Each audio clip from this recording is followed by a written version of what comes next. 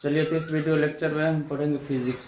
ठीक है, class 10th का फिजिक्स पढ़ेंगे। पहला चैप्टर, पहला जो चैप्टर है इसमें प्रकाश का परावर्तन। क्या है?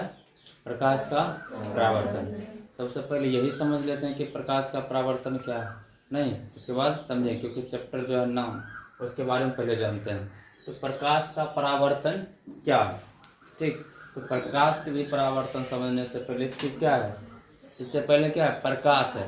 तो सबसे पहले प्रकाश के बारे में जानेंगे कि प्रकाश क्या होता है, उसके बाद समझेंगे प्रकाश का परावर्तन क्या होता है ना।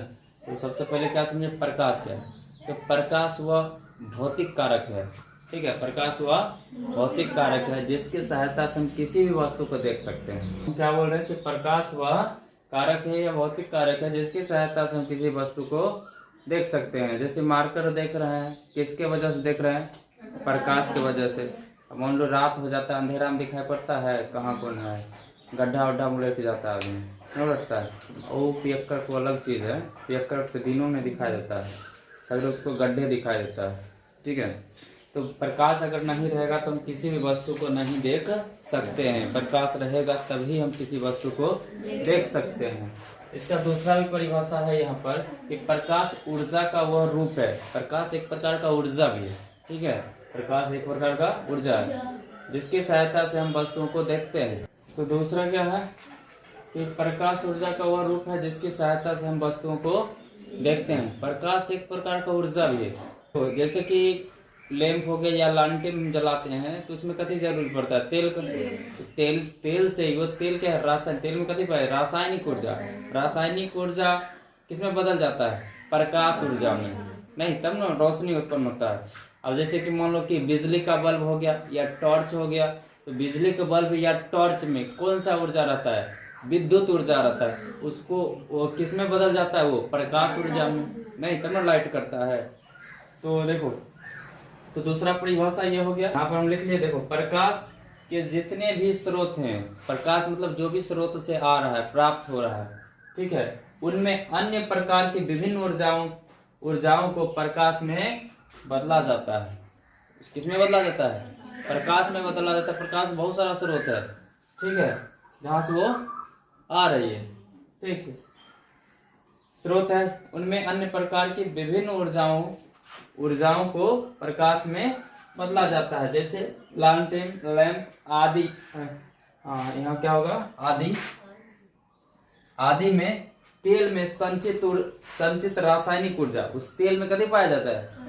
रासायनिक ऊर्जा को प्रकाश में बदला जाता है। वो तेल से उत्पन्न होता है प्रकाश। ठीक है, तो उसमें कौन ऊर्जा पाया जाता है? रासायनिक ऊर्जा। इसी प्रकार बिजली के बल्ब और टॉर्च में विद्युत ऊर्जा को प्रकाश ऊर्जा में बदला जाता है। बताओ ये समझ में आया कि नहीं? हाँ, अगला देखो, अगला है प्रकाश स्रोत। अब देखो, प्रकाश के बारे में समझ गए, प्रकाश क्या होता है। पर प्रकाश नहीं रहेगा तो क्या होगा? दिखाई देगा कुछ? नहीं दिखाई देगा, ओकरा में टकरा जाएगा। वो हट उधर जो नहीं, कुत्ता में का जो आदमी जाके टकरा जाएगा, नहीं भैंस सर जेते रहेगा, ओकरा में जाके टकरा जाएगा, भैंस उठा के फेंक देगा उसको। समझ गए? यानी प्रकाश बहुत जरूरी है भैंस से बचने के लिए। दिक्कत है, मान लो जा रहा है कोई अंधेरा में, पूरा लाइट मार के भाग गया, प्रकाश नहीं रहेगा तब, बात तो बता रहे हैं। अगर रहेगा तो देख लेगा, फिर देगा वहीं पर, छटबो करेगा। दिक्कत है। तो अगला जो है प्रतिद्वीप पिंड। क्या है? पहले ये समझते हैं प्रकाश स्रोत।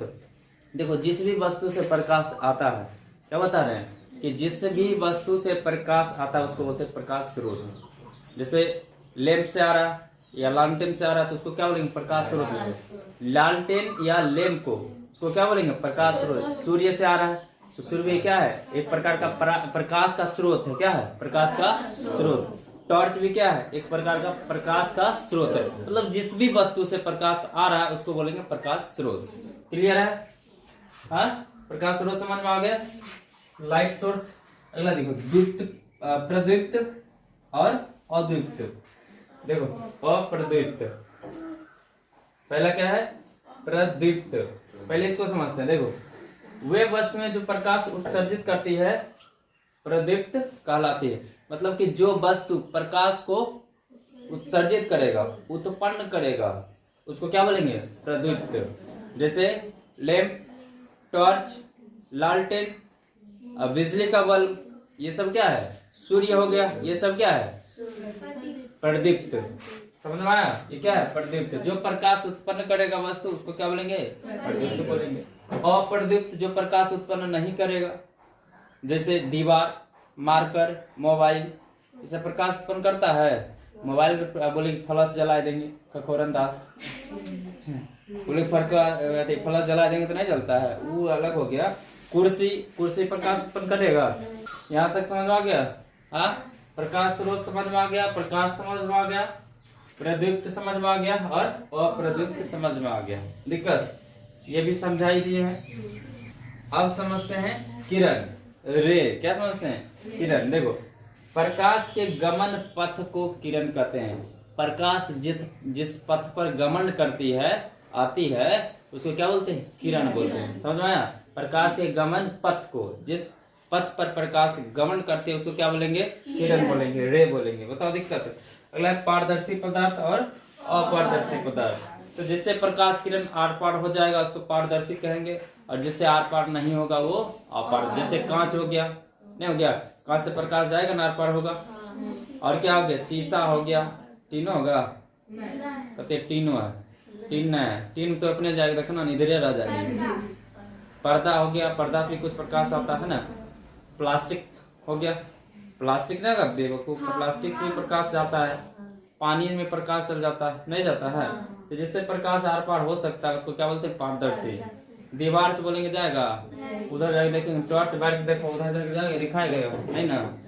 तो ये हो गया अपारदर्शी। समझ में आया? पारदर्शी और अपारदर्शी। अब इसी में समझ लेते हैं प्रकाश का परावर्तन। क्या समझेंगे? प्रकाश का परावर्तन। देखो, प्रकाश के किसी वस्तु से टकरा कर लौटने की क्रिया को प्रकाश का परावर्तन कहते हैं। जैसे प्रकाश किरण आया इस वस्तु पर, ठीक है, प्रकाश किरण आया, थोड़ा शर्माया, और शर्माने के बाद यहाँ से लौट गया नहीं, तो इसको क्या बोलेंगे? प्रकाश का परावर्तन बोलेंगे। प्रकाश की किसी भी वस्तु, कोई भी वस्तु हो, टकरा के लौटने की जो क्रिया होता है उसको क्या बोलते हैं? प्रकाश का परावर्तन। क्या बोलेंगे? प्रकाश का परावर्तन। पूछा भी है, बहुत बार एग्जाम में पूछा कि प्रकाश के परावर्तन से आप क्या समझते हैं, तो लिखना कि प्रकाश परावर्तन बहुत कुछ समझते हैं। अगर आपको समझना है वो नंबर लिख देना, मतलब कि इस नंबर पर कॉल करिए।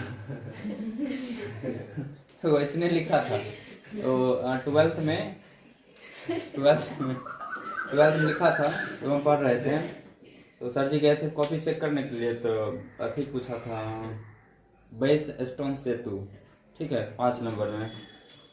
तो लिखा था उसमें, मतलब लिखा था वेस्ट स्टोन सेतु से आप क्या समझते हैं, इसका व्यंजक प्राप्त करें। ठीक है, वेस्ट स्टोन सेतु से हम बहुत कुछ समझते हैं। अगर आपको समझना है तो इस नंबर पर कॉल करें, उसमें 500 रुपया और मोबाइल नंबर दिया हुआ है। तो ना नहीं लिखना, ठीक है। कहेगा प्रकाश परावर्तन क्या समझते हैं, लिखना कि ये नहीं लिखना कि प्रकाश परावर्तन हम बहुत कुछ समझते हैं। अगर आपको समझना है तो इस नंबर पर कॉल करिए, ठीक है। ये मूर्खम परम मूर्खम मस्ती हो, तो यहाँ तक नोट करो। चलो आप पढ़ेंगे हम क्या? किरण पुंज। तो प्रकाश के किरणों के समूह को किरण पुंज, मतलब प्रकाश के पूरे समूह को क्या बोलेंगे? किरण पुंज बोलेंगे। जैसे देख रहे हैं ये प्रकाश के समूह है, ये क्या है? समूह है सब, क्या बोलेंगे? इसको किरण पुंज बोलेंगे। दिक्कत है। अगला है किरण पुंज कितने प्रकार के होते हैं, बहुत बार एग्जाम में ये भी पूछा है, ठीक है। किरण पुंज कितने प्रकार के होते हैं सब के बारे में लिखना है, पीवीआई है। किरण पुंज कितने प्रकार के होते हैं, तो किरण पुंज 3 प्रकार के होते हैं। पहला अपसारी किरण पुंज, अभिसारी किरण पुंज और समांतर किरण पुंज। कौन कौन? अपसारी किरण पुंज, अभिसारी किरण पुंज और समांतर किरण पुंज। किरण पुंज कितने प्रकार के? अब सबसे पहले क्या पढ़ेंगे? अपसारी किरण पुंज। देखो, इस प्रकार के किरण पुंज में प्रकाश की किरणें एक बिंदु स्रोत से निकलकर फैलती चली जाती है, उसे क्या बोलेंगे? अपसारी किरण। कोई भी प्रकाश बिंदु स्रोत होगा जिससे निकल कर क्या फैलते चले जाएगा प्रकाश किरण, उसे क्या बोलेंगे? अपसारी किरण पुंज। जैसे इस तरह से मान लो ये स्रोत है और इससे प्रकाश किरण निकल कर क्या हो रहा है? फैल रहा है, नहीं हो रहा है, क्या हो रहा है? फैल रहा है, तो इसको क्या बोलेंगे? अपसारी किरण पुंज। अब देखो अभिसारी किरण पुंज, इस प्रकार के किरण पुंज में प्रकाश की किरणें एक बिंदु पर आकर मिलती हुई मालूम पड़ती है, अतः ऐसे किरण पुंज में किरणों के बीच की दूरी घटती है। मतलब कौन है, अभी सारी किरण पुंज में क्या होगा, इसमें क्या रहा है, एक बिंदु से निकल करके फैलते चल जा रहा है, लेकिन इसमें क्या होगा, मतलब प्रकाश किरण लगेगा कि आ रहा, आते हुए प्रतीत होगा, और ऐसा जब किरण पुंज होगा कर बीच की दूरी क्या होगा, धीरे धीरे घटते जाएगा। जैसे इसमें देखो, इसमें अंदर की ओर जा रहा, अब जितना मतलब आगे जाएगा उतना क्या होगा, दूरी घटेगा, लेकिन यहाँ पर दूरी डिस्टेंस इतना है, फिर यहाँ पर इतना है, फिर यहाँ पर इतना है, फिर इतना, मतलब धीरे धीरे क्या हो रहा है, दूरी घटते जा रहा है। तो अभी सारी किरण पुंज में किरणों के बीच की दूरी क्या होता है, घटते जाती है।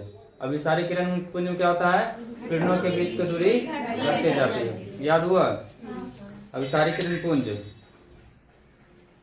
इस प्रकार के किरण पुंज में प्रकाश की किरणें एक बिंदु पर आकर मिलती है या मिलती हुई मालूम पड़ती है या प्रतीत होती है। ठीक है, क्या प्रतीत होती है, अतः ऐसे किरण पुंज में किरणों के बीच की दूरी घटती है। समझा गया ये? अब अगला क्या है, समांतर किरण पुंज। देखो इस प्रकार, फिर वही भाषा लिखेंगे। इस प्रकार के किरण पुंज में प्रकाश की किरणें एक दूसरे के समांतर होती है और बहुत अधिक दूरी पर आता है। कहाँ से? सूर्य से। ठीक है, उसको माना जाता है कि वो समांतर किरण पुंज है। जो सूर्य से प्रकाश किरण आ रहा है उसको माना जाता है क्या, समांतर। दिक्कत है, तीनों परिभाषा याद हो गया। पहला देखो क्या, अब सारी किरण पुंज पूछेगा किसे कहते हैं, क्या लिखेंगे, इस प्रकार के किरण पुंज में प्रकाश की किरणें एक बिंदु स्रोत से निकलकर फैलती चली जाती है, उसे अपसारी किरण पुंज कहते हैं। याद हुआ? फिर से बोलो, अपसारी किरण पुंज किसे कहते हैं? बस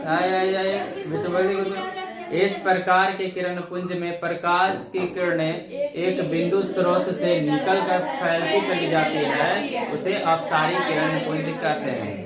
देखो अपसारी किरण पुंज क्या होगा, एक बिंदु से निकलेगा और फैलते हुए चल जाएगा, उसे अपसारी किरण पुंज कहते हैं। अब अभिसारी किरण पुंज, इस प्रकार के किरण पुंज में प्रकाश किरणें एक बिंदु पर आकर मिलती है, एक बिंदु पर आके मिलती है या मिलती हुई प्रतीत होती है, उसे अभिसारी किरण पुंज कहते हैं। याद हुआ? क्या पढ़ लीजिए। हाँ, अतः ऐसे किरण पुंज में किरणों के बीच की दूरी क्या होता है, घटता है। दिक्कत है। अगला क्या है, समांतर किरण पुंज। इस प्रकार के किरण पुंज में प्रकाश की किरणें एक दूसरे से समांतर होती है, एक दूसरे के समांतर होती है, उसे क्या माना जाता है, समांतर किरण। और बहुत अधिक दूरी पर आ रहा है, कौन, सूर्य से आ रहा है, इसको माना जाता है क्या, समांतर किरण पुंज। क्लियर है? याद हो गया? एक बार यार बता दे, किरण पुंज किसे कहते हैं? प्रकाश के किरणों के समूह को किरण पुंज कहते हैं। प्रकाश की किरणों के प्रकाश की किरणों के समूह को किरण पुंज कितने प्रकार के होते हैं? कौन कौन? अपसारी किरण पुंज, अभिसारी किरण पुंज और समांतर किरण पुंज। अरे उल्टा पलट के ध्रुव बोल सकते हैं, कोई दिक्कत ना है। ठीक है, तो अपसारी किरण पुंज किसे कहते हैं? इस प्रकार के किरण पुंज में प्रकाश की किरणें एक बिंदु स्रोत से निकलकर फैलती चली जाती है, उसे अपसारी किरण पुंज कहते हैं। अभिसारी किरण पुंज किसे कहते हैं? इस प्रकार के किरण पुंज में प्रकाश की किरणें एक बिंदु पर आकर मिलती है या मिलती हुई प्रतीत होती है, अतः ऐसे किरण पुंज में किरणों के बीच की दूरी घटती है, जिसे हम क्या कहते हैं, अभिसारी किरण पुंज। समांतर किरण पुंज, इस प्रकार के किरण पुंज में प्रकाश की किरणें एक दूसरे के समांतर होती है, नहीं बहुत अधिक दूरी पर प्रकाश स्रोत आते हैं, जिसे हम क्या मानते हैं, समांतर किरण पुंज या समांतर किरण पुंज कहते हैं। कौन सा आ रहा है? सूर्य से। यहाँ तक दिक्कत है? छाप लो।